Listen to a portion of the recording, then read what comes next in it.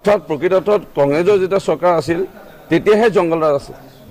তেতিয়া জংগলৰাজ আছিলে মানে কি জংগলে জংগলে এটা পৰিৱেশ আছিল, গুলি ফুটা বম ফুটা এখন অসম আছে।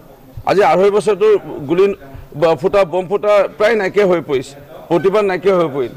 ইয়াত CRP আৰ্মি এনে ভৰি আছিল।